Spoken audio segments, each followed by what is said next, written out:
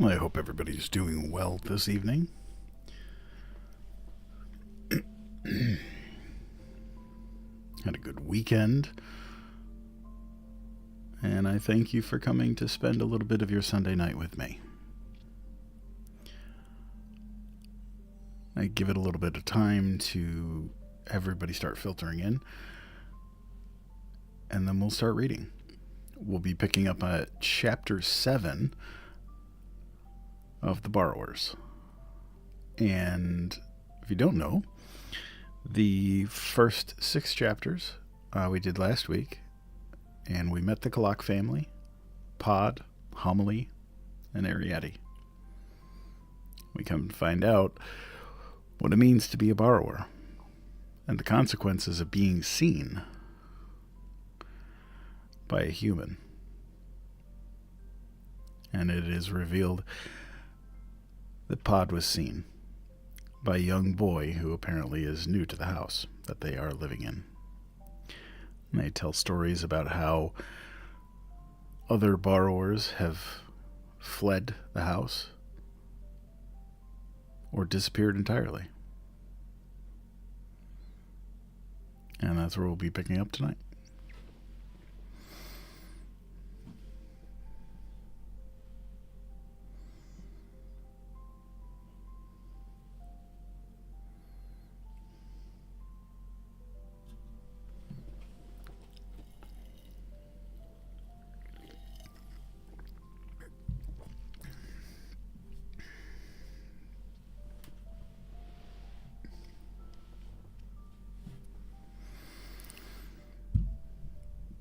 Now, if you're new here, I do this every Sunday night at 9 p.m. Eastern Standard Time.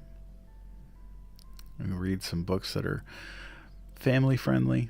You can sit down with your kids, or you can sit down by yourself. I've got plenty of grown adults that come in and sit and listen and kind of take a little bit of their childhood back. I'm usually on for about 2 hours. And previous Sunday night bedtime stories, we've read The Wind in the Willows, The Phantom Toll Booth, A Bear Called Paddington. I have a list somewhere. We just finished A Wrinkle in Time. We did A Mouse in the Motorcycle. Yes, we did Christmas Carol. That was that was a good one. Did that right before Christmas. Did that the 2 Sundays before Christmas. But this book will probably take us through next weekend. And then after that, we'll see what the schedule is like. We may dive into another longer book, or we may be doing a special 3-hour stream where we read. I do, Allison, yes. I do stream on YouTube as well. The username on YouTube is Undead Papa. In fact, I am live there now, if you want to go over there. I have a couple of people that prefer YouTube, so. But I would suggest, if you don't, I would suggest following me on here, just because here is where I will post the scheduled stuff. And make note of my schedules and what I'm doing as far as what we'll be reading that day and things like that. So,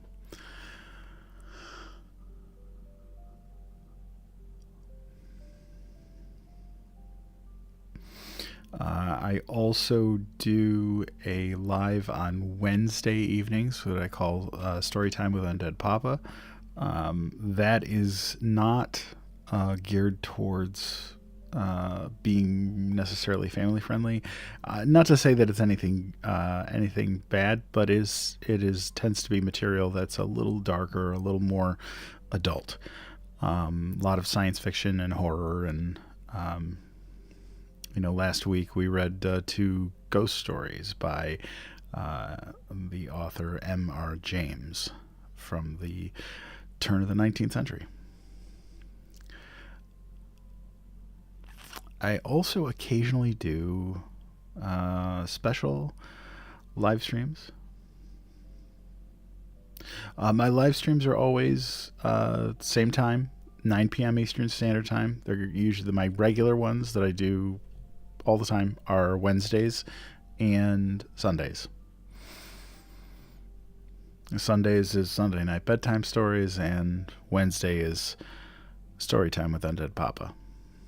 Last night I did a special live stream called Undead Papa After Dark, special Valentine's Day stream where we read some romantic poetry and all that fun stuff. Back for Halloween, I did a Halloween live where we read a lot of short ghost stories, and then on Christmas Eve, we read a bunch of. Hey, Megan, welcome in. Christmas Eve, we read the Grinch stole how the Grinch stole Christmas, and some a couple of lighter short stories. It was a fun time. Um, like I said, if you are new here, welcome. Hey, Laya, how are you? Welcome in. Let me give a couple more minutes before we get started here. I kind of jumped on a couple minutes earlier than I normally do, but I had everything ready and I figured I'd come in and chat with y'all.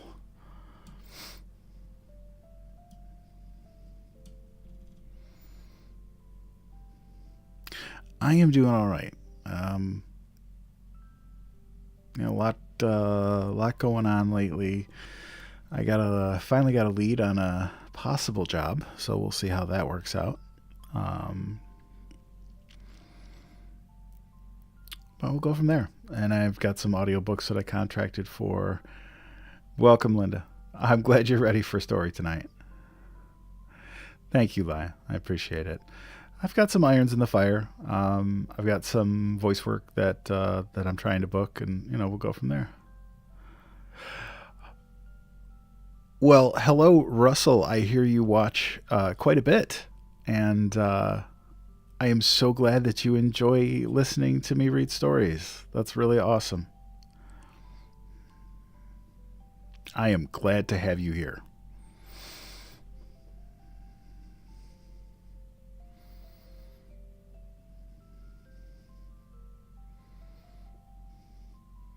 Oh, you were.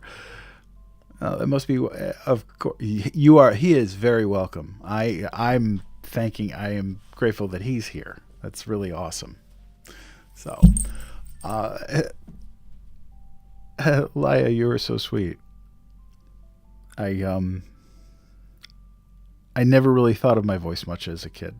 Growing up, and not even really until a few years ago when people started to point it out to me, and I was like, you know what? What the hell? When I got laid off from my job back in July, I figured I would take a serious run at it, and so far I'm on my sixth audiobook. I've got three more in the can, or three more in the pipeline. I'm getting my demo out there for commercial voiceover work, and doing this has honestly become a huge source of joy. I get to come in and I get to talk to you all, read your stories, hear your stories about your. Uh... Well, welcome in. I'm glad. Are you one of the people that that Laya said she was bragging about me too?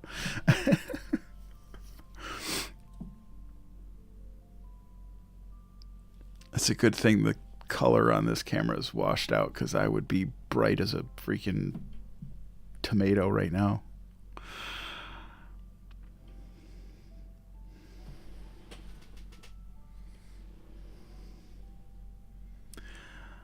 All right, another 2 minutes, and then we'll get started. I like to give people time to kind of filter in. Well, thank you, Nightfare. Welcome in. Hope you stay to listen.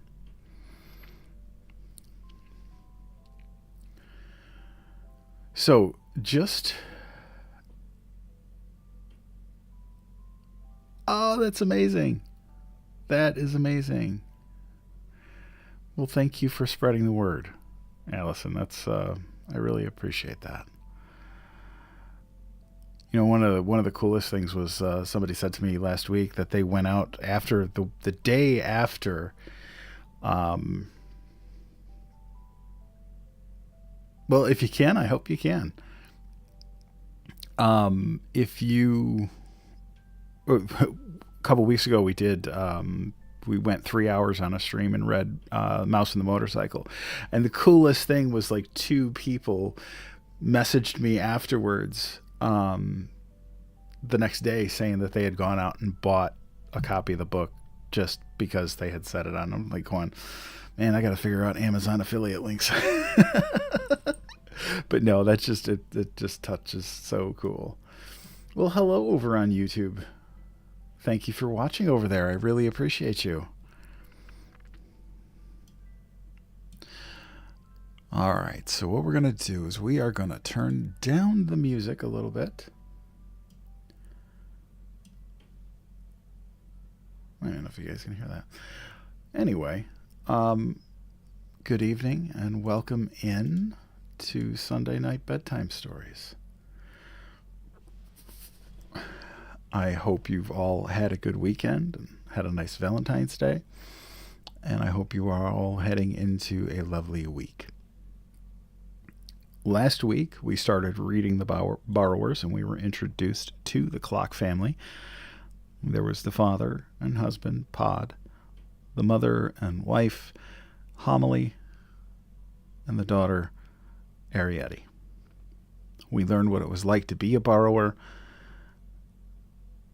and how important it is to not be seen by the humans in the house.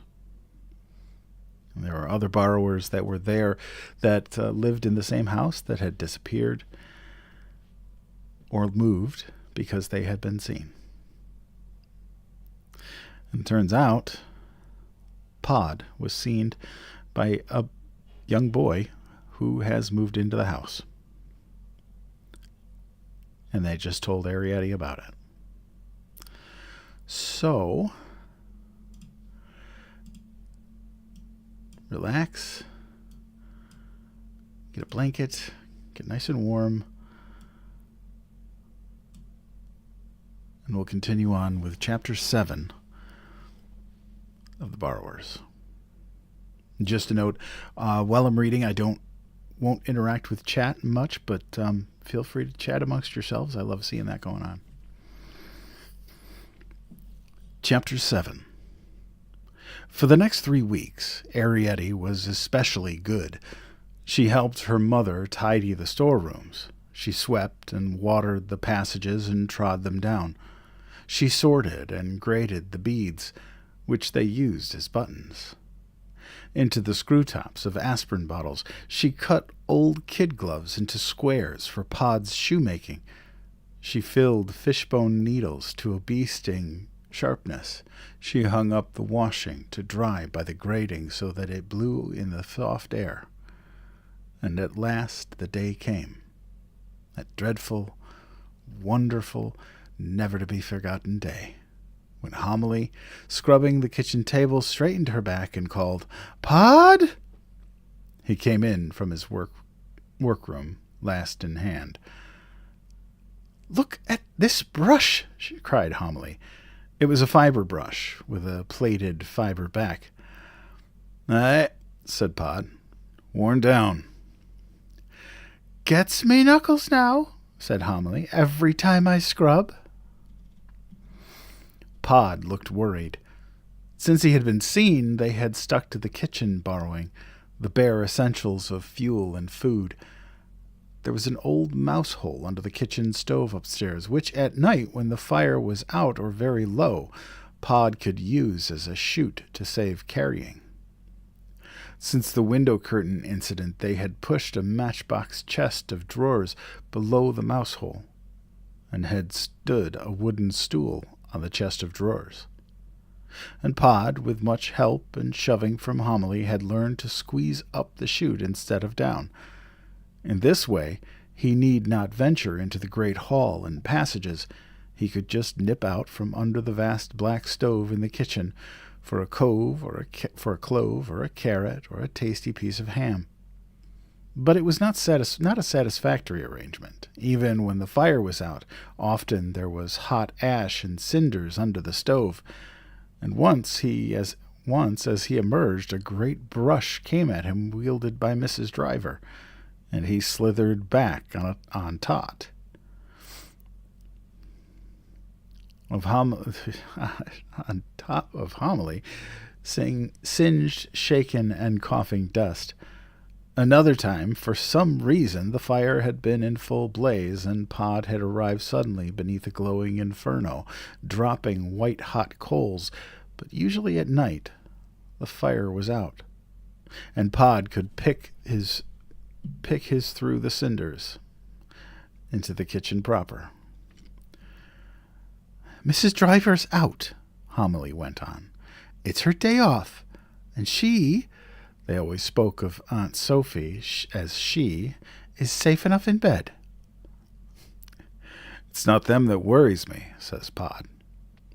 "Why?" exclaimed Homily sharply. "The boy's not still here." "I don't know," said Pod. "There's always a risk," he added. "And there always will be," retorted Homily, "like when you was in the coal cellar and the coal cart came." "But the other two," said Pod, "Mrs. Driver and her, I always know where they are, like." "As for that," exclaimed Homily, "a boy's even better. You can hear a boy a mile off. Well," she went on after a moment, "please yourself. But it's not like you to talk of risks." Pod sighed. "All right," he said, and turned away to fetch his borrowing bag. "Take the child," called Homily after him.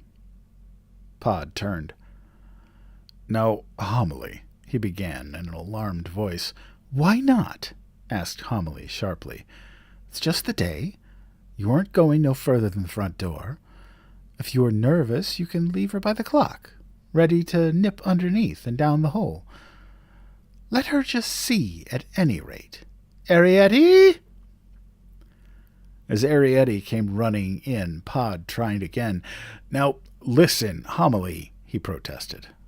Homily ignored him. "Ariette," she said brightly, "would you like to go along with your father and borrow me some brush fiber from the doormat in the hall?" Ariette gave a little skip. "Oh!" she cried. "Could I?" "Well, take your apron off," said Homily, "and change your boots. You want light shoes for borrowing. Better wear the red kid." And then, as Ariette spun away, Homily turned to Pod. "She'll be all right," she said. "You'll see." As she followed her father down the passage, Ariette's heart began to beat faster. Now the moment had come at last. She found it almost too much to bear. She felt light and trembly and hollow with excitement. They had 3 borrowing bags between the two of them.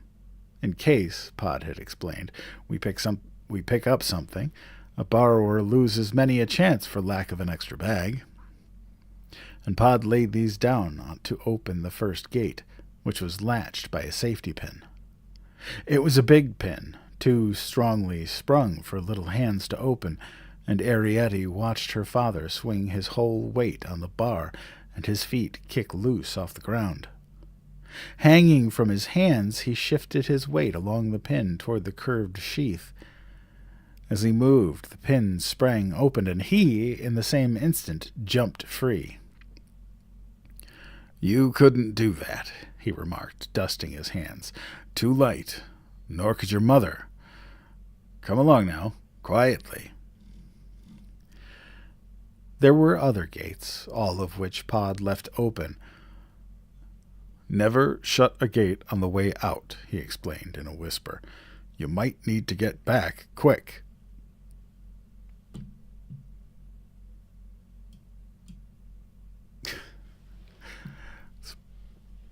TikTok is telling me I'm not engaging enough.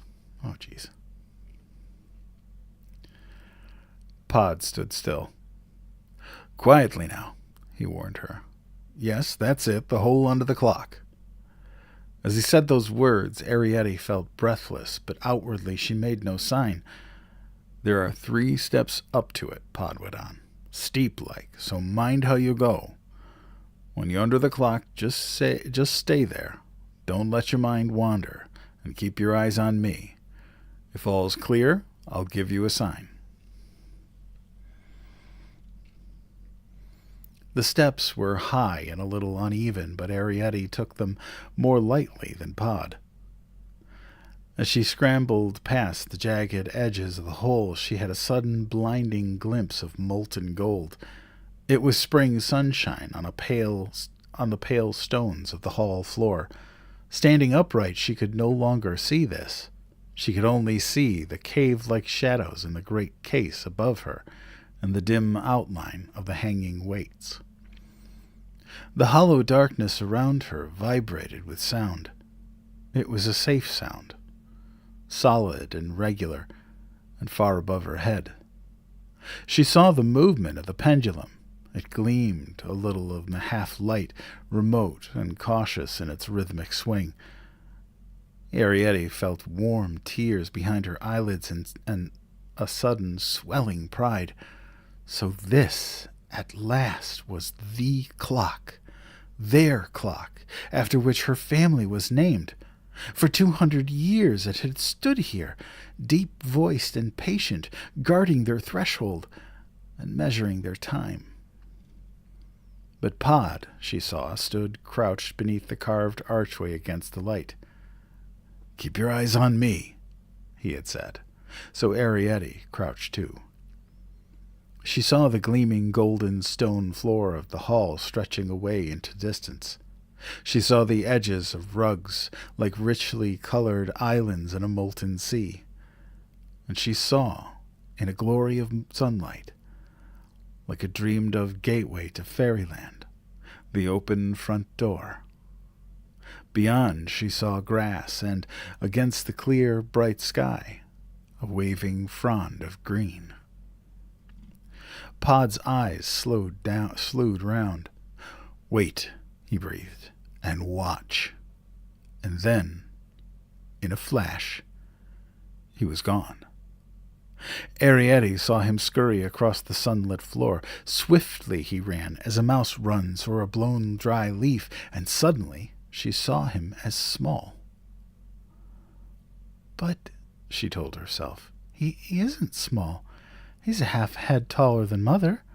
She watched him run round a chestnut-colored island of doormat into the shadows beside the door. There, it seemed, he became invisible. Arrietty watched and waited. All was still, except for a sudden whir within the clock. A grinding whir it was, up high in the hollow darkness above her head. Then the sliding grate of slipped metal before the clock sang out its chime. 3 notes were struck, deliberate and mellow. "Take it or leave it," they seemed to say, "but that's the time." A sudden movement near the shadowed lintel of the front door, and there was Pod again, bag in hand beside the mat, and it rose knee-deep before him, like a field of chestnut corn. Arrietty saw him glance toward the clock, and then she saw him raise his hand. Oh, the warmth of the stone flags as she ran across them, the gladdening sunlight upon her face and hands, the awful space above and around her. Pod caught her and held her at last and patted her shoulder. There, he said. "Get your breath. Good girl." Panting a little, Arrietty gazed about her. She saw great chair legs rearing up into sunlight. She saw the shadowed undersides of their seats spread above her like canopies. She saw the nails and the strapping and old tags of silk.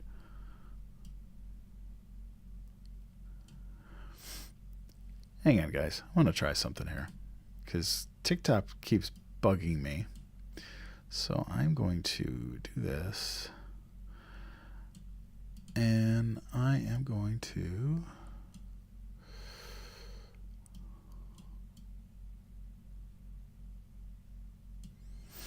make my stupid face a little bit bigger on the screen. Because, I don't know, TikTok's weird. Is that better, TikTok? Are you happy now? You can see my face? Ugh.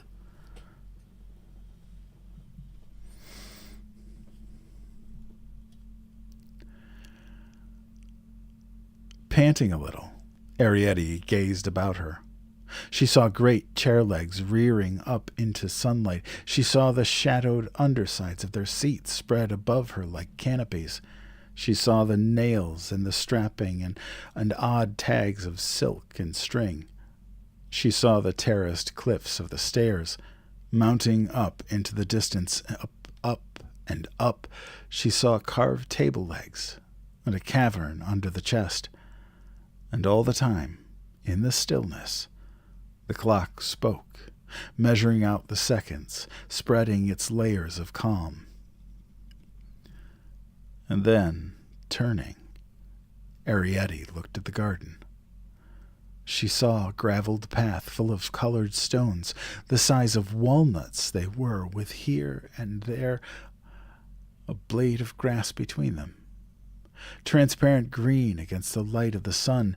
Beyond the path she saw a grassy bank rising steeply to a tangled hedge, and beyond the hedge she saw fruit trees, bright with blossom.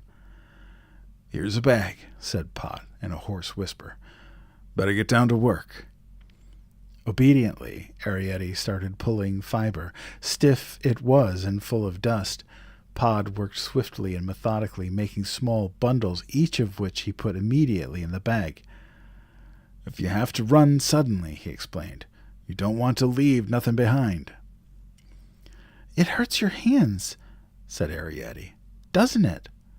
And suddenly she sneezed. "Not my hands it doesn't," said Pod. "They're hardened like." And Arietti sneezed again. "Dusty, isn't it?" she said. Pod straightened his back. "No good pulling where it's knotted right in," he said, watching her. "No wonder it hurts your hands. See here," he exclaimed for a moment. "You leave it. It's your first time up, like. You sit on the step there and take a peek out of doors." "Oh, no," Arietti began. "If I don't help," she thought, "he won't want me again." But Pod insisted. "I'm better on me own," he said. "I can choose me bits. If you see what I mean, seeing as it's me who's got to make the brush." And that's the end of chapter 7. So, yeah, I got to figure something out here because TikTok seems to think I am, I don't know, not real or not actually human, or I don't know. But I don't want the focus to be on my face. Because who wants that? Freaky looking troll that I am.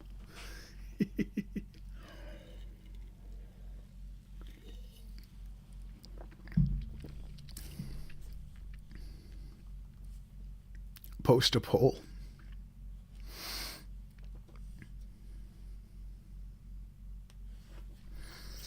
Oh, yeah, that's not a bad idea. Now the question is, do I know how to do that in here? Poll and gift vote.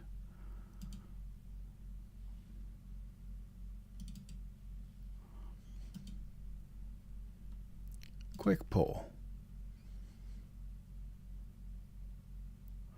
You said it'd be 1 minute poll with emoji options. Can you state your question? But no.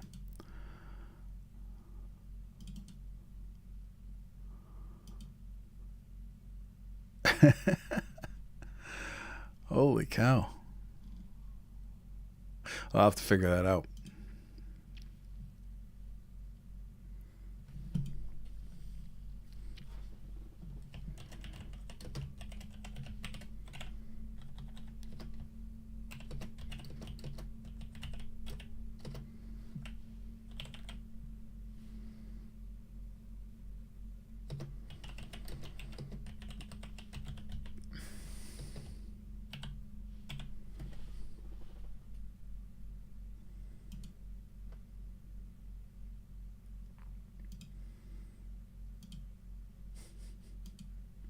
We'll see if they like that.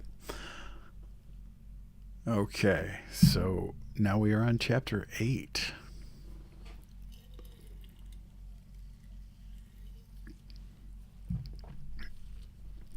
Holy crow, there's 100 of you in here. Wow. Well, welcome. Glad to see you all. That's rather amazing. Tell your friends. Bring your friends. Force your friends. Anyway, if you're new, welcome. I appreciate you being here. So let's get back to the story. Chapter 8. The step was warm, but very steep. If I got down onto the path, Arrietty thought, I might not get up again. So for some moments she sat quietly. After a while she noticed the shoe scraper. Arrietty, called Pod softly. Where have you got to? I just climbed down the shoe scraper, she called back. He came along and looked down at her from the top of the step. That's all right, he said after a moment's stare. But never climb down anything that isn't fixed like. Supposing one of them came along and moved the shoe scraper. Where would you be then? How would you get up again? It's heavy to move, said Arrietty. Maybe, said Pod, but it's movable. See what I mean? There's rules, my lass, and you got to learn. This path, Arrietty, goes round the house, and the bank does too. Well, said Pod, what of it? Arrietty rubbed one red kid shoe on the rounded stone. It's my grating, she explained. I was thinking that my grating must be just around the corner. My grating looks out onto this bank. Your grating? Exclaimed Pod. Since when has it been your grating? I was thinking, Arrietty went on. Suppose I just went round the corner and called through the grating to Mother. No, said Pod. We're not going to have none of that. Not going around corners. Then, went Arrietty, she'd see what I was all right like. Well, said Pod, and then he half smiled. Go quickly and call. I'll watch you from here. Not loud, mind. Arrietty ran. The stones in the path were firmly bedded, and her light, soft shoes hardly seemed to touch them. How glorious it was to run! You could never run under the floor. You walked, you stooped, you crawled, but you never ran. Arrietty nearly ran past the grating. She saw it just in time after she turned the corner. Yes, there it was, quite close to the ground, embedded deeply in the old wall of the house. There was a moss below it, and a spreading greenish stain. Arrietty ran up to it. Mother, she called, her nose against the iron grill. Mother! She waited quietly, and after a moment she called again. At the third call, Homily came. Her hair was coming down, and she carried, as though it were heavy, the screw lid of a pickle jar, filled with soapy water. Oh, she said in an annoyed voice, you didn't half give me a turn. What do you think you're up to? Where's your father? Arrietty jerked her head sideways. Just there, by the front door. She was so full of happiness that out of Homily's sight her toes danced on the green moss. Here she was on the other side of the grating. Here she was at last, on the outside, looking in. Yes, said Homily. They opened that door like that the first day of spring. Well, she went on briskly, you run back to your father, and tell him if the morning room door happens to be open, I wouldn't say no to a bit of red blotting paper. Mind, out of my way now, while I throw the water. That's what grows the moss, thought Arrietty as she sped back to her father. All the water we empty through the grating. Pod looked relieved when he saw her, but frowned at the message. How'll she expect me to climb that desk without me pin? Blotting paper's a curtain and chair job. She should know it. Come on now, up with you. Let me stay down, pleaded Arietti. Just a little longer, just till you finish. They're all out except her. Mother said so. Mother said so. She'd say anything, grumbled Pod, when she wants something quick. How does she know? She won't take it into her head to get out of that bed of hers and come downstairs with a stick. How does she know Mrs. Driver ain't stayed home today with a headache? How does she know that boy ain't still here? What boy? Asked Arietti. Pod looked embarrassed. What boy? He repeated vaguely, and then went on. Or maybe Crampfurl. Crampfurl isn't a boy, said Arietti. No, he isn't, said Pod. Not in a manner of speaking. No. He went on as though thinking this out. No, you wouldn't call Crampfurl a boy. Not, as you might say, a boy exactly. Well, he said, beginning to move away, stay down a bit if you like, but stay close. Arietti watched him move away from the step, and then she looked about her. Oh, glory! Oh, joy! Oh, freedom! The sunlight, the grasses, the soft moving air, and halfway up the bank, where it curved round the corner, a flowering cherry tree. Below it on the path lay a stain of pinkish petals at the tree's foot, pale as butter, a nest of primroses. Arietti threw a cautious glance toward the front doorstep, and then, light and dancy in her soft red shoes, she ran toward the petals. They were curved like shells and rocked as she touched them. She gathered several up and laid them one inside the other, up and up, like a card castle, and then she spilled them. Pod came again to the top of the step and looked along the path. Don't you go far, he said after a moment. Seeing his lips move, she smiled back at him. She was too far already to hear the words. A greenish beetle, shining in the sunlight, came toward her across the stone. She laid her fingers lightly on its shell, and it stood still, waiting and watchful. And when she moved her hand, the beetle went swiftly on. An ant came hurrying in a busy zigzag. She danced in front of it to tease it and put out her foot. It stared at her, nonplussed, waving its antennae. Then, pettishly, as though put out, it swerved away. Two birds came down, quarreling shrilly into the grass below the tree. One flew away, but Arietti could see the other among the moving grass stems above her on the slope.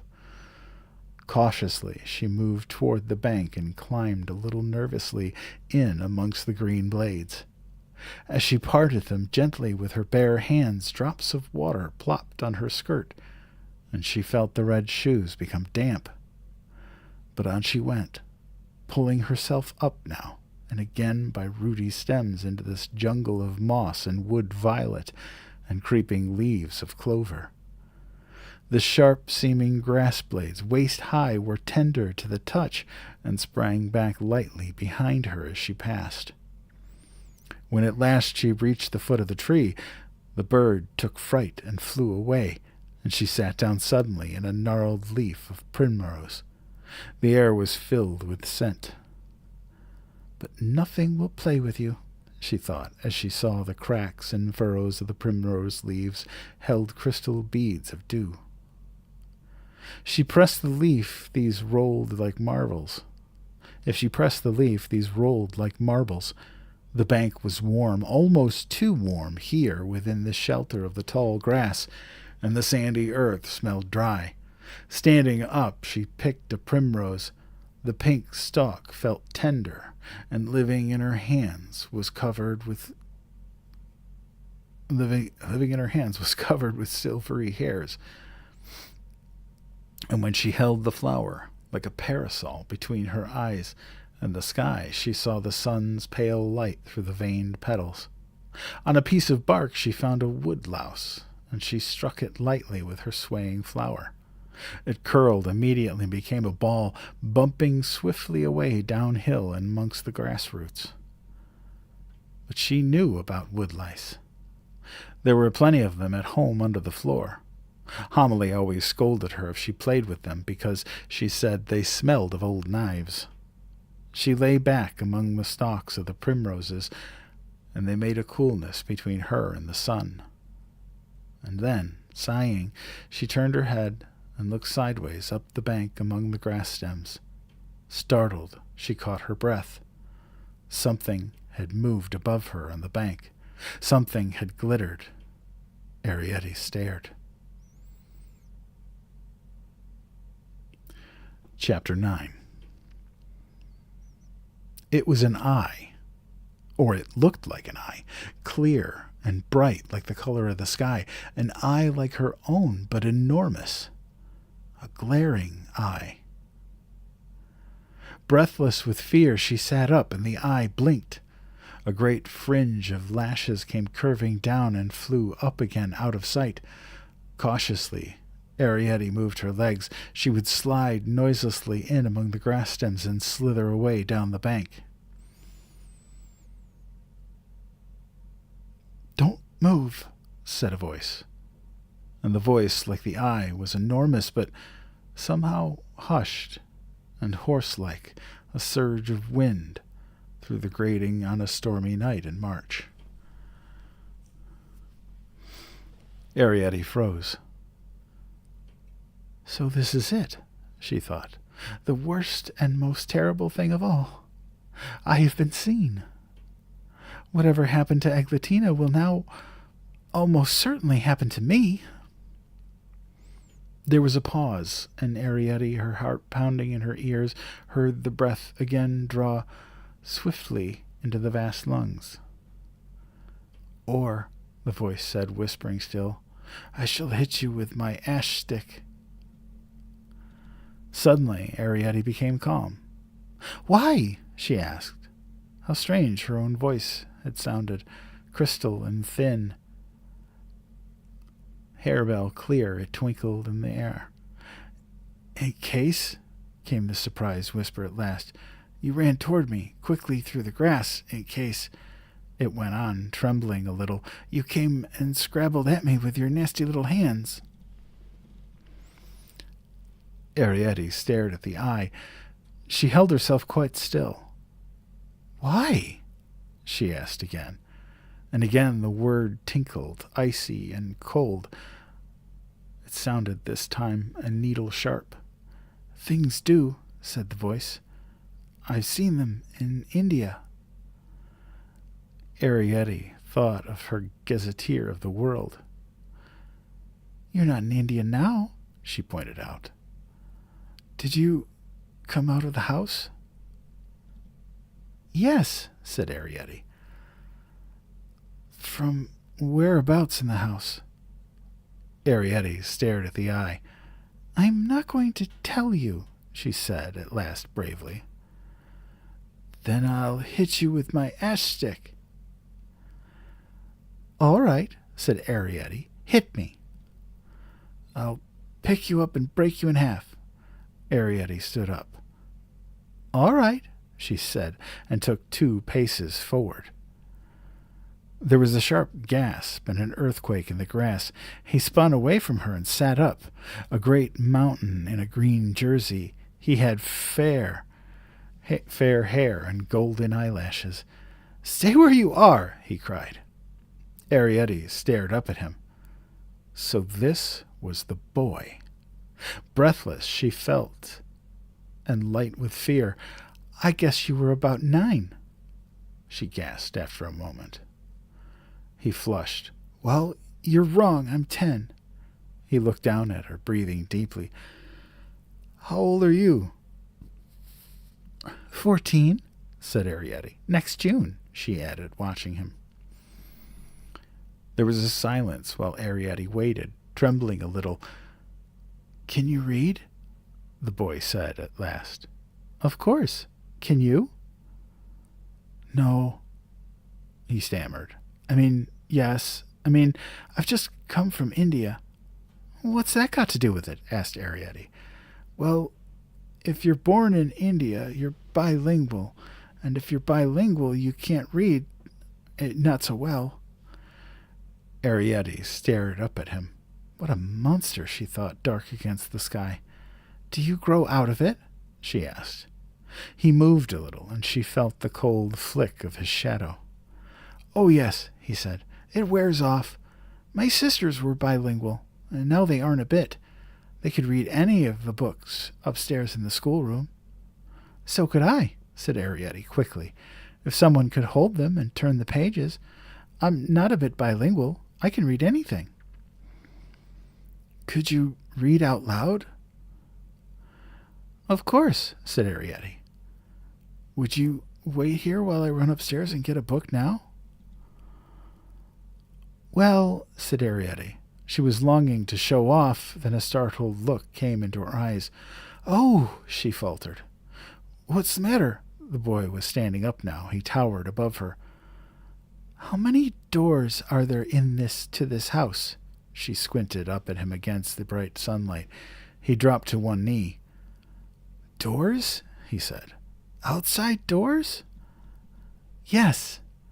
Well, there's the front door, the back door, the gunroom door, the kitchen door, the scullery door, and the French windows in the drawing room. Well, you see, said Arietti, my father's in the hall by the front door, working. He wouldn't want to be disturbed. Working? Said the boy. What at? Getting material, she said, for a scrubbing brush. Then I'll go in the side door. He began to move away, but turned suddenly and came back to her. He stood a moment, as though embarrassed, and then he said, Can you fly? No, said Arietti, surprised. Can you? His face became even redder. Of course not, he said angrily. I'm not a fairy. Well, nor am I, said Arietti. Nor is anybody. I don't believe in them. He looked at her strangely. You don't believe in them? No, said Arietti. Do you? Well, of course not. Really, she thought he was a very angry kind of boy. My mother believes in them, she said, trying to appease him.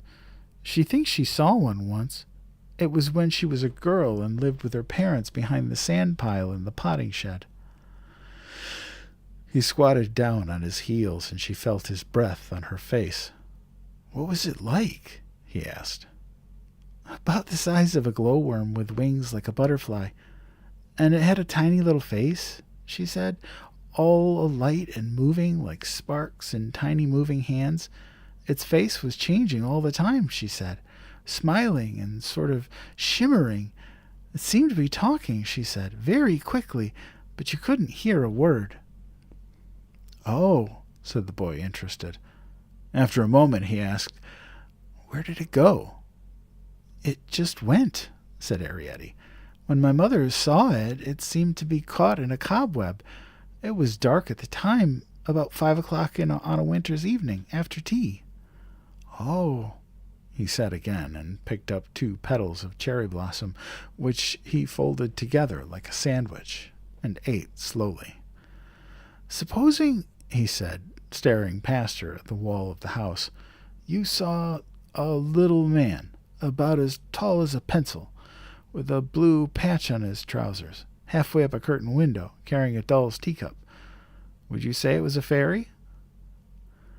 No, said Arietti. I'd say it was my father. Oh, said the boy, thinking this out. Does your father have blue patch on his trousers? Not on his best trousers. He does on his borrowing ones. Oh, said the boy again. He seemed to find it a safe sound, as lawyers do. Are there many people like you? No, she said. None. We're all different. I mean as small as you. Arietti laughed. Oh, don't be silly, she said. Surely you don't think there are many people in the world your size? There are more my size than yours, he retorted. Honestly, began Arietti helplessly and laughed again. Do you really think, I mean, whatever sort of a world would it be? Those great chairs, I've seen them. Fancy if you had to make chairs that size for everyone. And the stuff for their clothes, miles and miles of it, tents of it.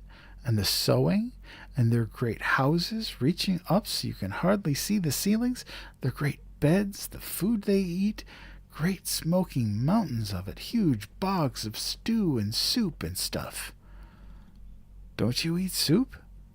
Well, of course we do, laughed Arietti. My father had an uncle who had a little boat which he rowed around in the stockpot, picking up flotsam and jetsam.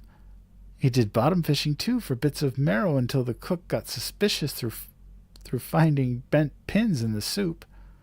Once he was nearly shipwrecked on a chunk of submerged shin bone. He lost his oars and the boat sprang a leak, but he flung a line over the pot handle and pulled himself alongside the rim. But all that stock, fathoms of it, all the size of the stock pot. I mean, there wouldn't be enough stuff in the world to go round after a bit. That's why my father says it's a good thing they're dying out. Just a few, my father says. That's all we need to keep us. Otherwise, he says the whole thing gets, Arietti hesitated, trying to remember the word, exaggerated, he says. What do you mean, he asked the boy, to keep us?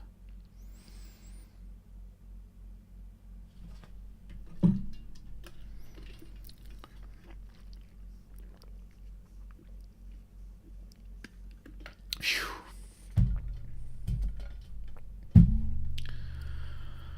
Well, thank you guys for continuing to be here with me tonight. I'm just amazed that it's like there's over 100 of you in here. I appreciate you. Let's take a quick break here so I can hydrate, rest my voice a little bit, and then we'll continue on. We've been going for almost an hour. And, yeah. So if you are new here, I do this every Sunday night, 9 p.m. Eastern Standard Time. It's Sunday night bedtime stories. Well, I'm glad you're here. Well, welcome. I do this every Sunday night at 9 p.m. Eastern Standard Time. I also do another live on Wednesdays, which is not geared toward families. It's more science fiction, horror, all that stuff. But Sunday nights is purely for family-friendly stories. There's a lot of people that watch with their kids. It doesn't look like it is, so I guess my face solved the problem, which that's a first. But on Sunday nights, we read family-friendly stories. I have read A Wrinkle in Time, Mouse and the Motorcycle. We did Christmas Carol around Christmas time.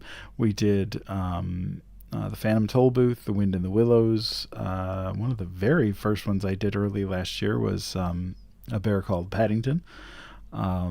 After this one, which I don't think we'll finish tonight, I think we'll have to do another night's worth. But once this book is done, I've got plans to do this. The next after this one is going to be Mrs. Frisbee and the Rats of Nim. That's going to probably be 2 to 3 Sundays. And then I've got a couple more in the pipeline. One is possibly, most likely, going to be The Tale of Despero, which if you've never read, hey Tessa, Tale of Despero is about a mouse who falls in love with a princess, and it is a sweet and beautiful story. I was actually thinking of at some point. Let me, I'll poll the room here. There's enough of you here. I was actually thinking about. Hey, Stu, how are you? I was actually thinking about doing an evening where we read kids' picture books. I'll put the pictures up on the screen, and we'll do that. Um, but I thought that would be fun. Um,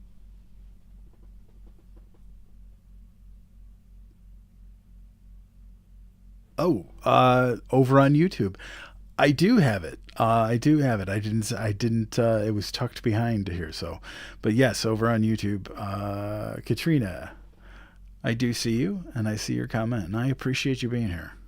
I apologize if I missed it, but yes, I am. It's unfortunately not.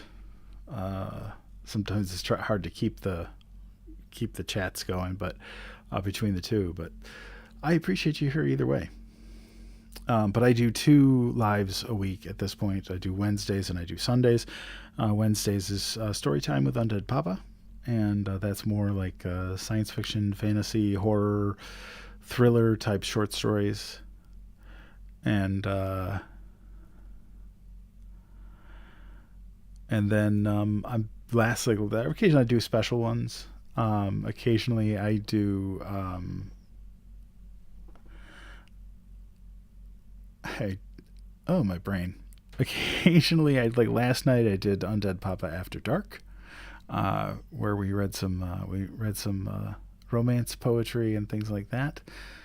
Um, and then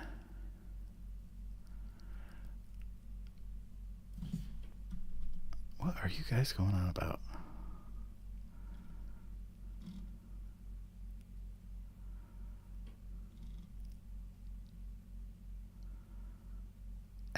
It's a great place to be. I'm glad you're here. Robert, what are you talking about? Focus on what? I'm talking to you guys.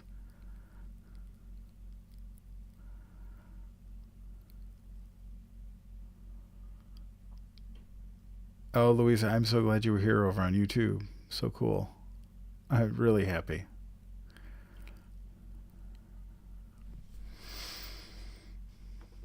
All right. Let me get back here to the story.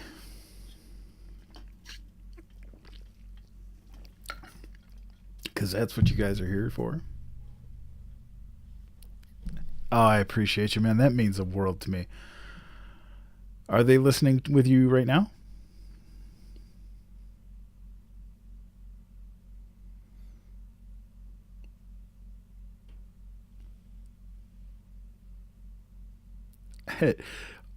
I if you want, you tell me their names. I'll say hi to them.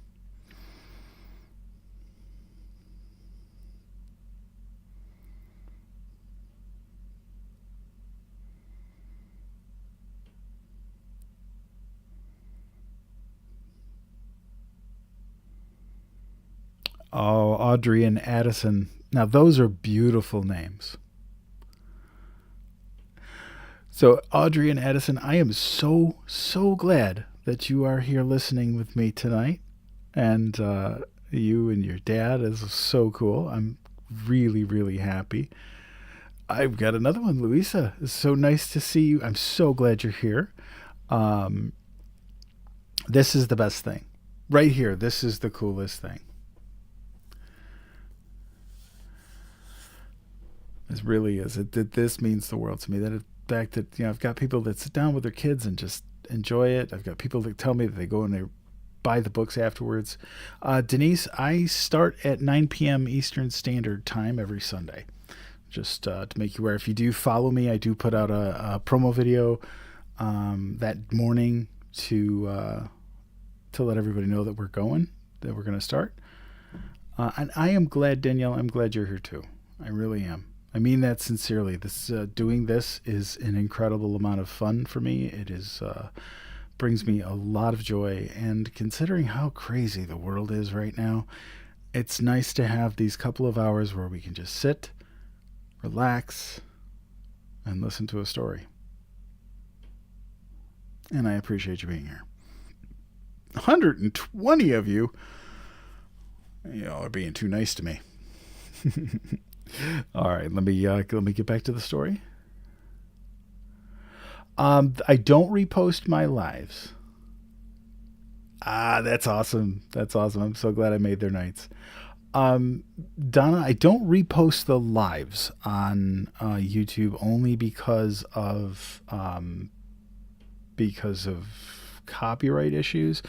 I am planning on doing some public domain audiobooks to post up on YouTube. I just haven't gotten to them yet.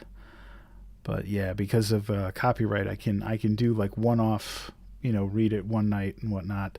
But I can't repost them. That would get me in trouble. But all right, I'm gonna get back to the reading, and let's get back to the story. Chapter 10. So Ariete told him about borrowing, how difficult it was and how dangerous. She told him about the storerooms under the floor, about Pod's early exploits, the skill he had shown and the courage. She described those far-off days before her birth, when Pod and Homily had been rich. She described the musical snuff-box full of gold filigree, and the little bird which flew out of it, made of kingfisher feathers, how it flapped its wings and sang its song. She described the doll's wardrobe and the tiny sea-green glasses, the little silver teapot out of the drawing-room case, the satin bed covers and embroidered sheets. Those we have still, she told him. They're her handkerchiefs. She, the boy realized gradually, was his great-aunt Sophie upstairs, bedridden since a hunting accident some 20 years before. He heard how Pod would borrow from her room, picking his way in the firelight among the trinkets in her dressing table, even climbing her bed curtains and walking on her quilt. And of how she would watch him and sometimes talk to him because, Ariete explained, every day at 6 o'clock they brought her a decanter of fine old pale Madeira, and how before midnight she would drink the lot. Nobody blamed her, not even Homily, because, as Homily would say, she had so few pleasures, poor soul. But Ariete explained after the first 3 glasses Great-Aunt Sophie never believed in anything she saw. She thinks my father comes out of the decanter, said Ariete. And one day, when I'm older, he's going to take me there, so she'll think I come out of the decanter too. It'll please her, my father thinks, as she's used to him by now. Once he took my mother, and she perked up like anything and kept asking after her and why didn't she come any more, and saying they'd watered the Madeira because once, she says, she saw a little man and a little woman, and now she only sees a little man. I wish she thought I came out of the decanter, said the boy. She gives me dictation and teaches me to write. I only see her in the mornings when she's cross. She sends for me and looks behind my ears and asks Mrs. D if I've learned my words. What does Mrs. D look like? Asked Ariete. How delicious it was to say Mrs. D like that, how careless and daring. She's fat and has a mustache, and gives me my bath and hurts my bruise and my sore elbow, and says she'll take a slipper to me one of these days. The boy pulled up a tuft of grass and stared at it angrily, and Ariete saw his lip tremble. My mother's very nice, he said. She lives in India. Why did you lose all your worldly riches? Well, said Ariete, the kitchen broiler burst, and hot water came pouring through the floor into our house, and everything was washed away and piled up in front of the grating. My father worked night and day, first hot, then cold, trying to salvage things. And there's a dreadful draught in March through that grating.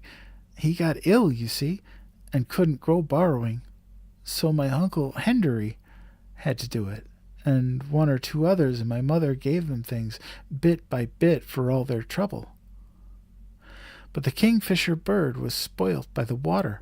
All its feathers fell off, and a great twirly spring came jumping out of its side.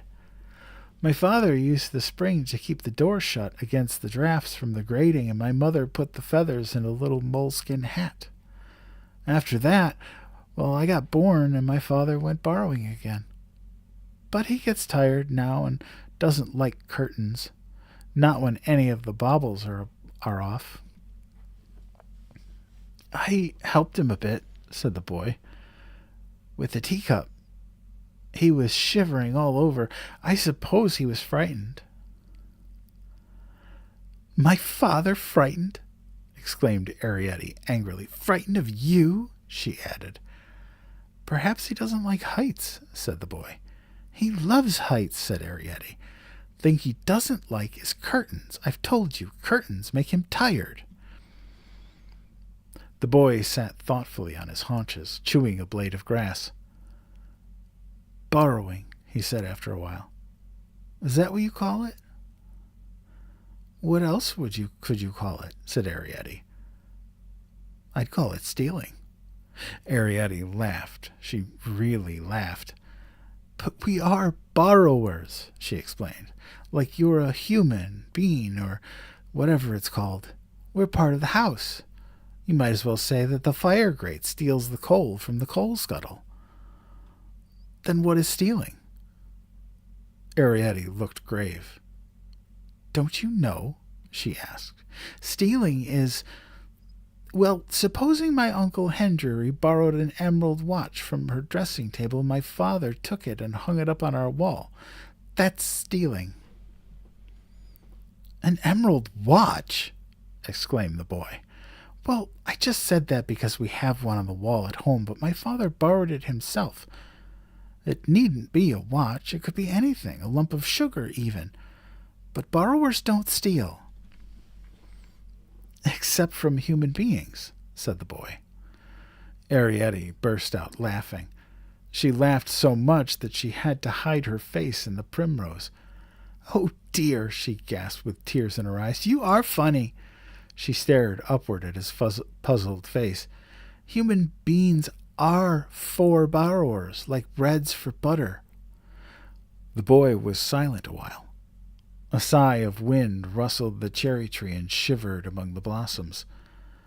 Well, I don't believe it, he said at last, watching the falling petals. I don't believe that's what we're here for at all, and I don't believe that we're dying out. Oh, goodness, exclaimed Arrietty impatiently, staring up at his chin. Just use your common sense. You're the only real human being I ever saw, although I do just know of 3 more, Crampfurl, her, and Mrs. Driver. But I know lots and lots of borrowers, the overmantels, the harpsichords, and the rain barrels, and the linen presses, and the boot racks, and the Honorable John Studdingtons. He looked down. John Studdington? But he was our grand uncle. Well, this family lived behind a picture. He went on Arrietty, hardly listening. And there were the stovepipes, and the bell pulls, and the... Yes, he interrupted, but did you see them?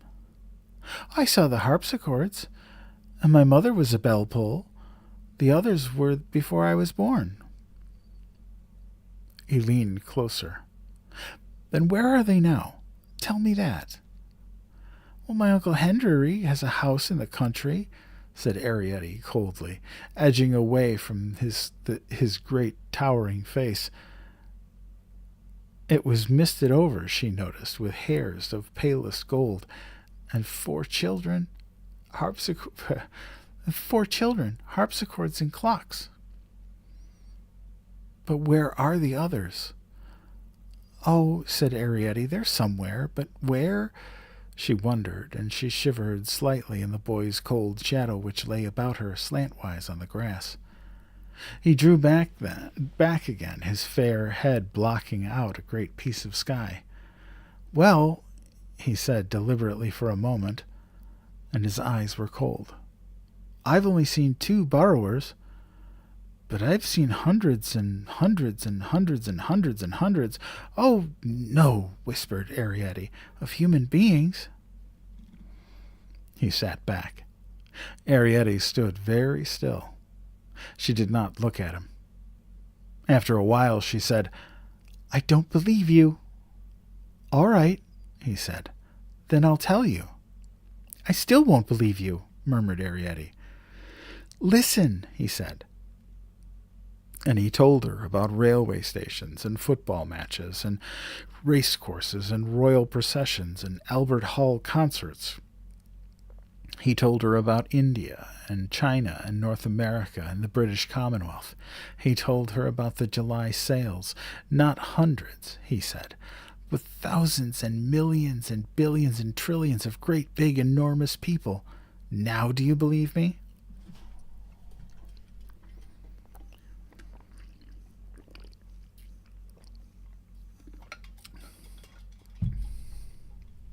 Arrietty stared at him with frightened eyes. It gave her a crick in the neck. I don't know, she whispered. Oh, excuse me. As for you, he went on, leaning closer, I don't believe that there are any more borrowers anywhere in the world. I believe you are the last three. Arrietty dropped her face into the primrose. We're not. There's Aunt Loopy and Uncle Hendry and all the cousins. I bet they're dead, said the boy. And what's more, he went on, no one will ever believe I've seen you. And you'll be the very last because you're the youngest. One day, he told her, smiling triumphantly, you'll be the only borrower left in the world. He sat still, waiting, but she did not look up. Now you're crying, he remarked after a moment. They're not dead, said Arrietty in a muffled voice. She was feeling in her little pocket for a handkerchief. They live in a badger set 2 fields away beyond the spinney. We don't see them because it's too far. There are weasels and things, and cows and foxes and crows. Which spinney? He asked. I don't know, Arrietty almost shouted. It's along by the gas pipe, a field called Parkin's Beck. She blew her nose. I'm going home, she said. Don't go, he said. Not yet.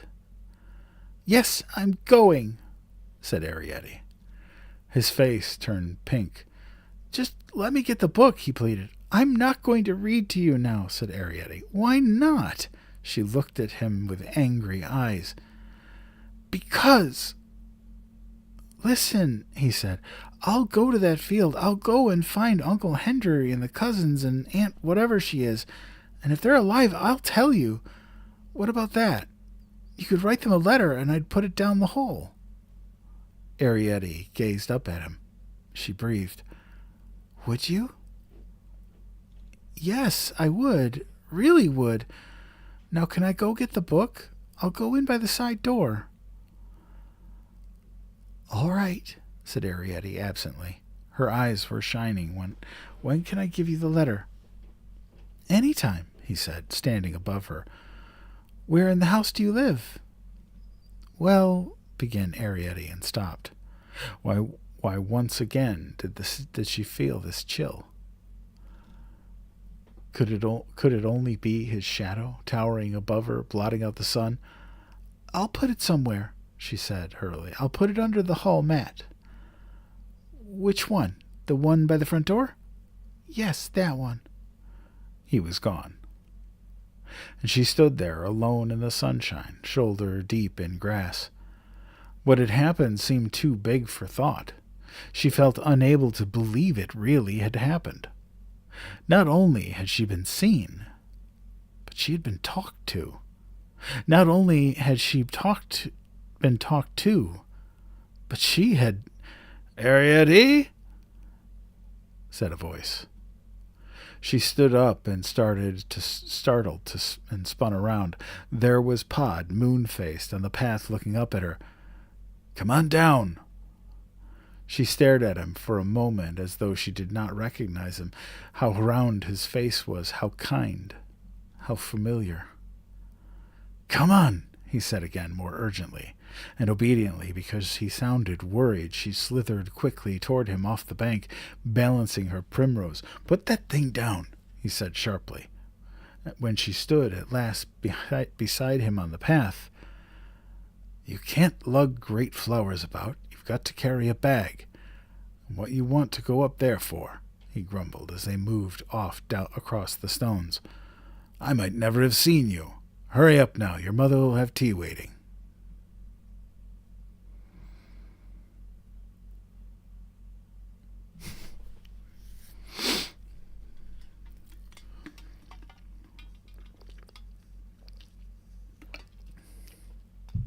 I really appreciate all the shares and the likes and the gifts.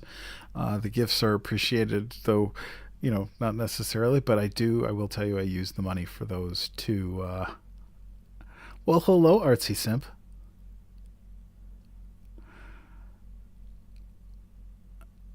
I use the money from the gifts to buy the the ebooks that I use for these lives. So it is definitely appreciated.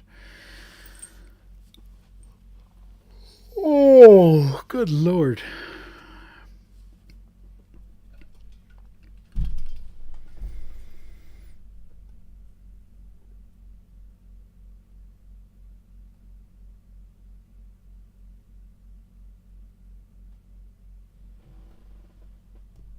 Oh, Katrina over on YouTube. I love hearing stuff like that. Just when you get, it's those nostalgic memories that people talk about that really kind of, it's one of the things that I love about this. Um, that's wonderful. Thank you for sharing that.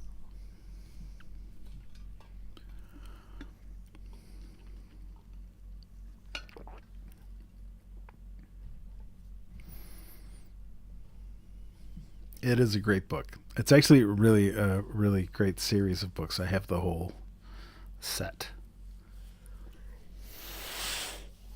Alrighty then. Well, let us return to the story.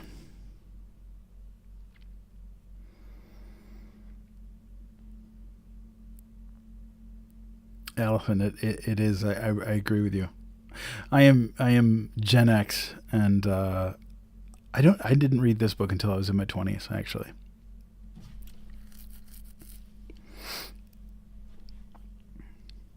All right. Chapter 11. Homily was there at the last gate to meet them. She had tidied her hair and smelled of coal tar soap. She looked younger and somehow excited.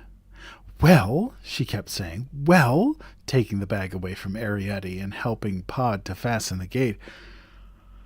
"Well, was it nice? Were you a good girl? Was the cherry tree out? Did the clock strike?" She seemed, in the dim light, to be trying to read the expression on Arietti's face. "Come along now, tea's all ready. Give me your hand." Tea was indeed ready, laid on the round table in the sitting room with a bright fire burning in the cogwheel. How familiar the room seemed, how homely. But suddenly, somehow strange, the firelight flickering on the wallpaper, the line which read, "It would be so charming if..." If what? Arietti always wondered. If our house were less dark, she thought, that would be charming. She looked at the homemade dip set and upturned drawing pins which Homily had placed as candle holders among the tea things. The old teapot, a hollow oak apple with its quill spout wired on handle, burnished it, and was now hard with age. There were 2 roast sliced chestnuts which they would eat like toast, with butter, and a cold boiled chestnut which Pod would cut like bread. There was a plate of hot dried currants, well plumped before the fire. There were cinnamon breadcrumbs, crispy, golden, and lightly dredged with sugar, and in front of each place, oh, the delight of delight, a single potted shrimp. Homily had put out the silver plates, the florin ones for herself and Arrietty, and the half-crown one for Pod. "Come along, Arrietty, if you've washed your hands," exclaimed Homily, taking up the teapot. "Don't dream." Arrietty drew up a cotton spool and sat down slowly. She watched her mother pull on the spout of the teapot. This was always an interesting moment. The thicker end of the quill being inside the teapot, a slight pull just before pouring it would draw it tightly into the hole and thus prevent a leak. If, as sometimes happens, a trace of dampness appeared about the join, it only meant rather harder pull and a sudden gentle twist. "Well," said Homily, gingerly pouring, "tell us what you saw." "She didn't see so much," said Pod, cutting himself a slice of boiled chestnut to eat with his shrimp. "Didn't she see the overmantel?" "No," said Pod. "We never went into the morning room." "What about my blotting paper?" "I never got it," said Pod.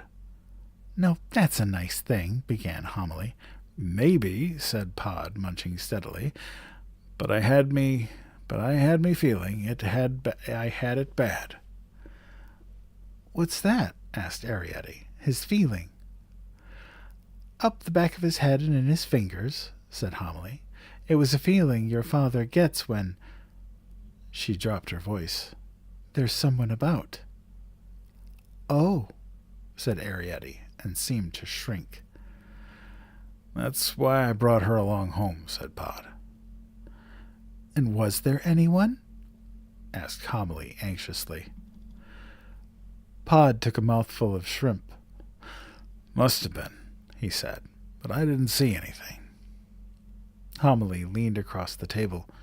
"Did you have any feeling, Arrietty?" Arrietty started.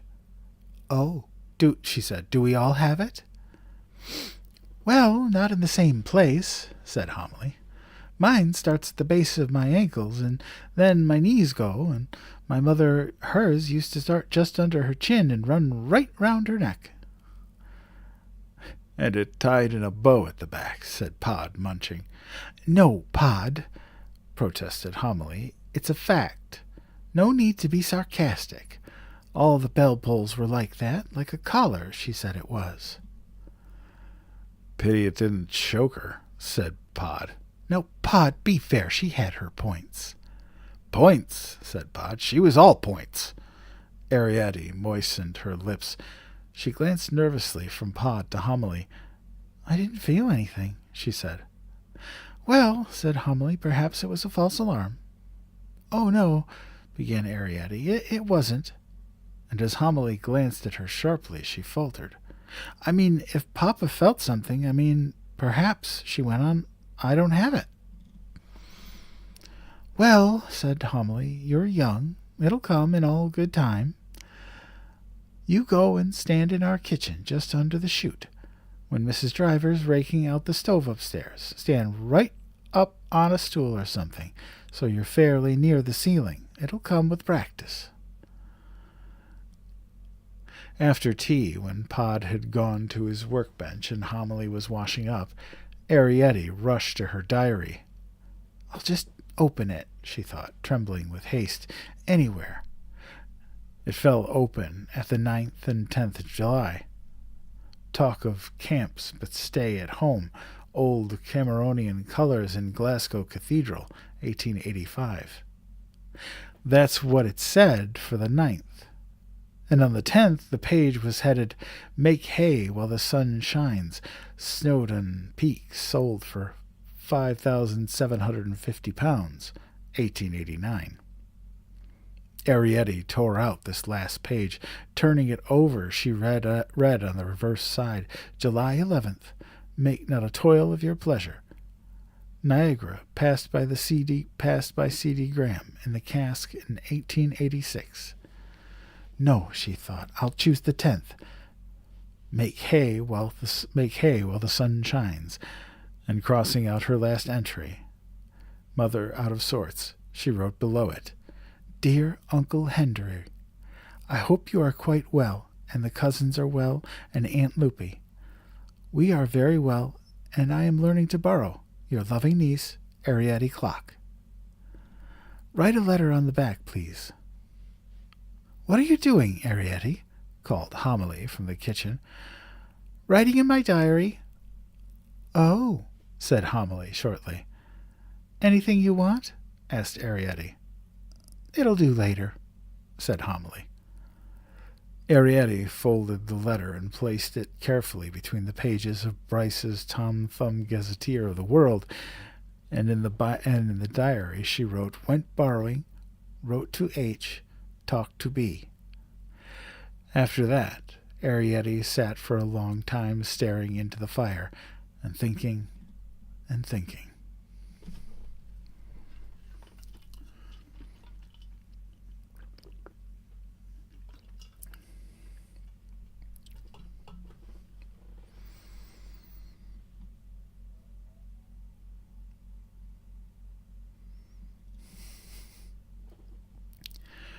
Chapter 12.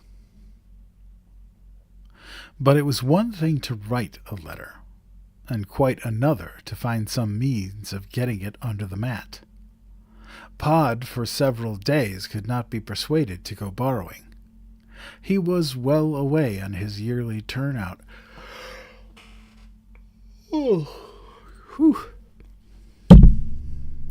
Apologies. He was well away on his yearly turnout of the storerooms, mending partitions and putting up new shelves.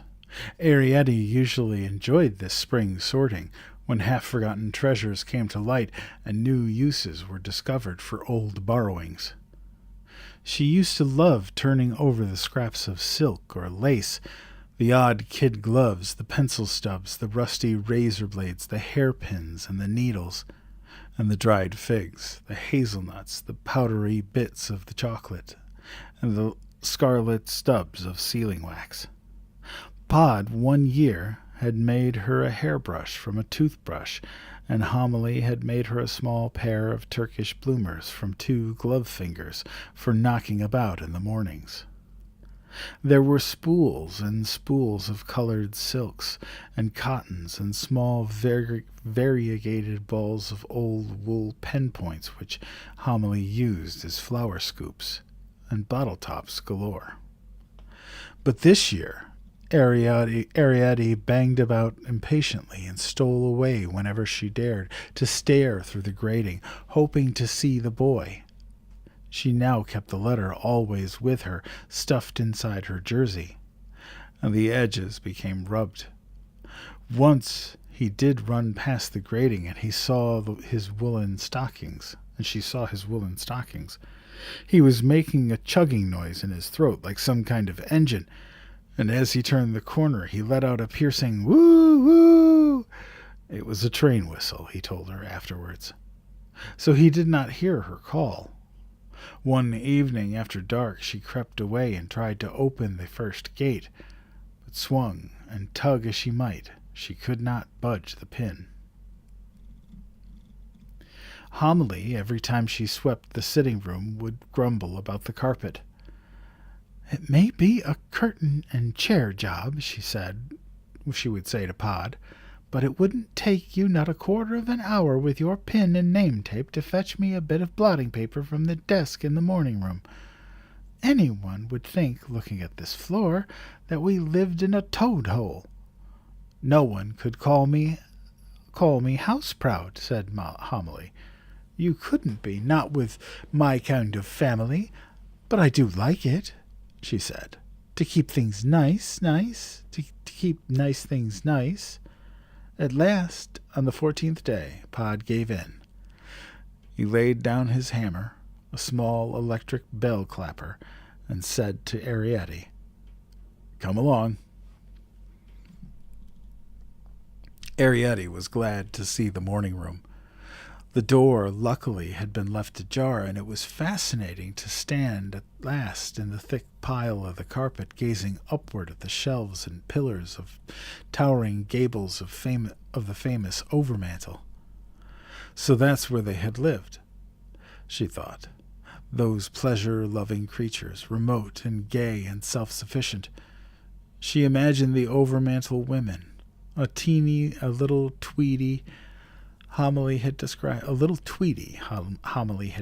them, with wasp waists and piled Edwardian hair, singing carelessly outwards on their pilasters. Wow, my brain is just my brain in the cupboard here.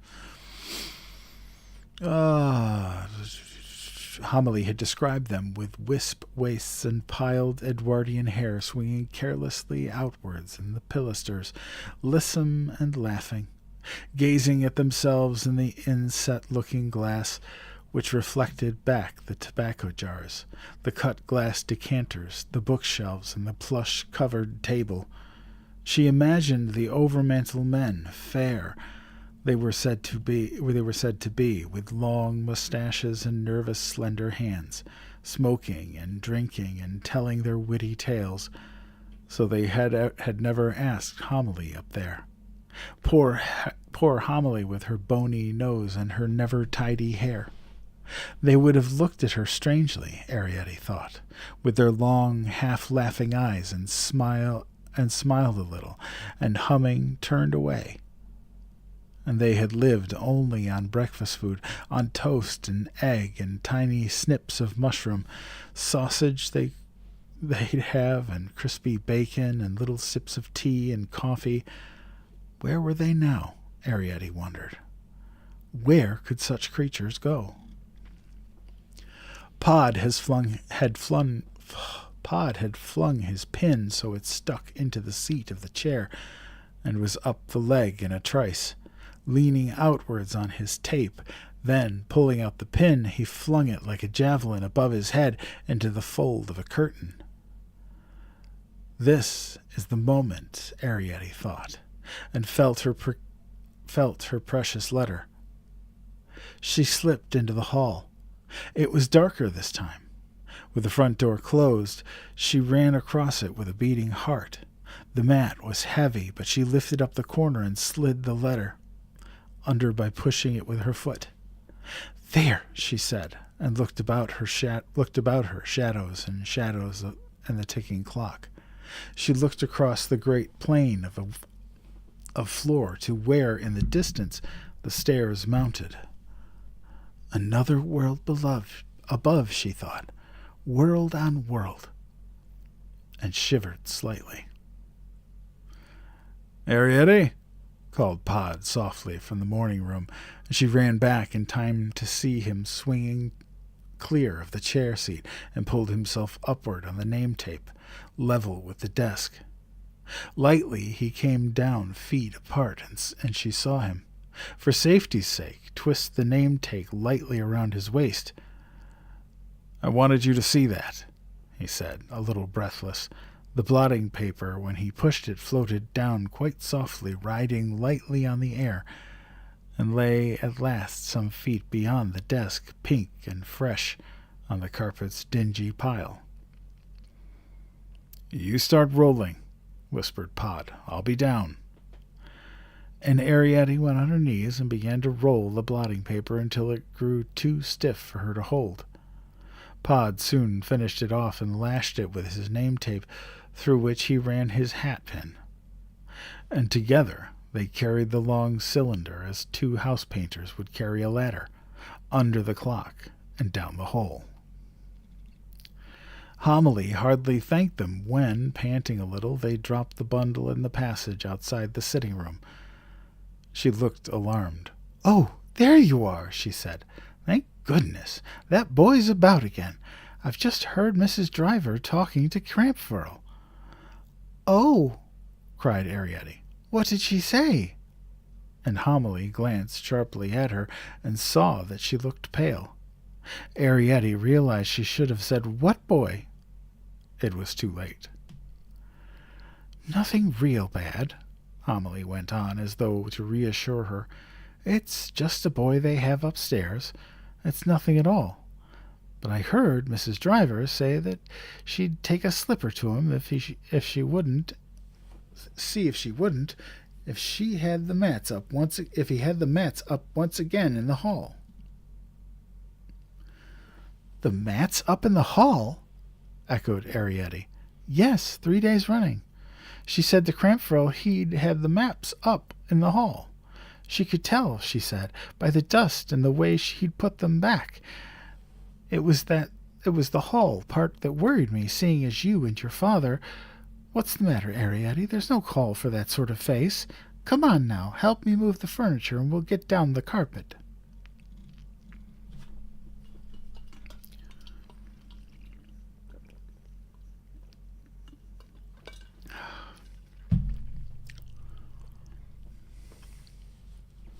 Oh dear, thought Arietti miserably as she helped her mother empty the matchbox chest of drawers. 3 days running he's looked and nothing there. He'll give up hope now. He'll never look again. Yes, water. I need the water. That evening she stood for hours on a stool under the chute in their kitchen, pretending she was practicing to get a feeling, when really she was listening to Mrs. Driver's conversations with Crampfurl. All she learned was that Mrs. Driver's feet were killing her, and that it was a pity that she hadn't given her notice last May, and would Crampfurl have another drop, considering there was more in the cellar than anyone would drink in her lifetime. And if they thought she was going to clean the first-floor windows single-handed, they had better think again. But on the third night, just as Arietti had climbed down off the stool before she overbalanced with weariness, she heard Crampfurl say, "If you ask me, I'd say he had a ferret." And quickly Arietti climbed back again, holding her breath. "A ferret?" she heard Mrs. Driver exclaim shrilly. "Whatever next? Where would he keep it?" "That I wouldn't like to say," said Crampfurl in his rumbling, earthy voice. "All I knew is he was up beyond Parkin's Beck, going round all the banks and calling like down all the rabbit holes." "Well, I never," said Mrs. Driver. "Where's your glass?" "Just a drop," said Crampfurl. "That's enough. Goes to your liver, this sweet stuff, not like beer, it isn't. Yes," he went on, "when he saw me coming with a gun, he pretended to be cutting a stick like from the hedge. But I'd seen him all right and heard him, calling away, his nose down a rabbit hole. It's my belief he got a ferret." There was a gulp, as though Crampfurl was drinking. "Yes," he said at last, and Arietti heard him set down the glass. "A ferret called Uncle something." Arietti made a sharp movement, balanced for one moment with arms waving, and fell off the stool. There was a clatter as the stool slid sideways, banged against the chest of drawers, and rolled over. "What was that?" asked Crampfurl. There was a silence upstairs, and Arietti held her breath. "I didn't hear nothing," said Mrs. Driver. "Yes," said Crampfurl. "It was under the floor like, there by the stove." "That's nothing," said Mrs. Driver. "It's the coals falling. Often sounds like that. Scares you sometimes when you're sitting here alone. Here, pass your glass. There's only a drop left. Might as well finish the bottle." "They're drinking fine old Madeira," thought Arietti, and very carefully she set the stool upright and stood quietly beside it, looking up.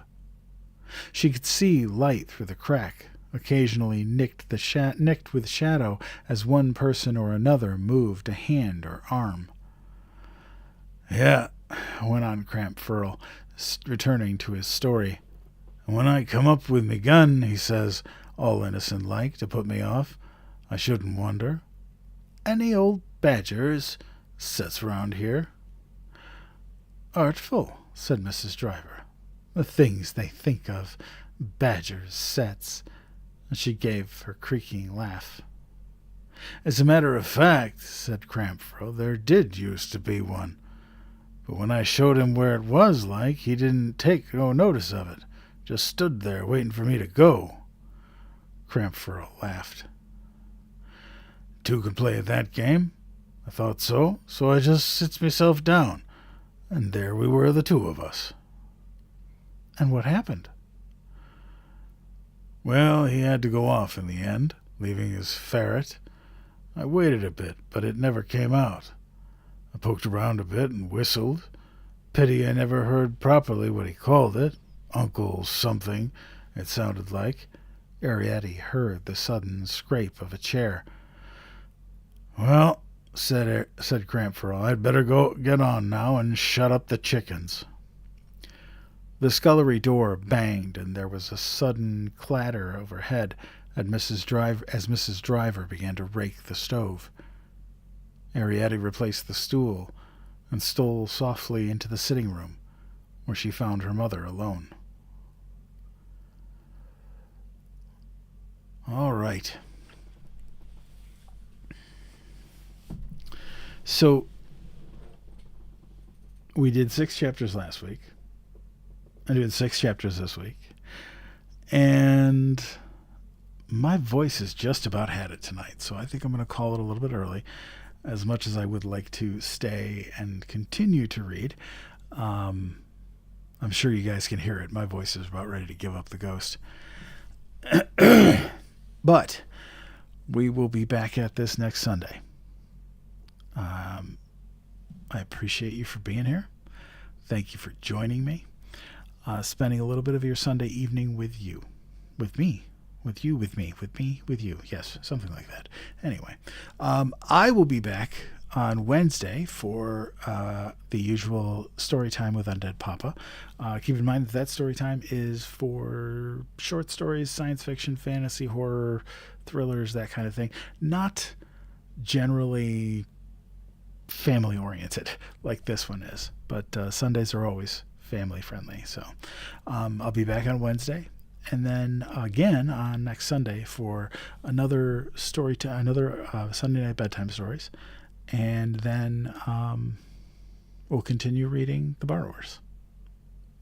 Between now and then, please be kind to each other, and be kind to yourself, because kindness matters, and so do you. I'll see you all soon.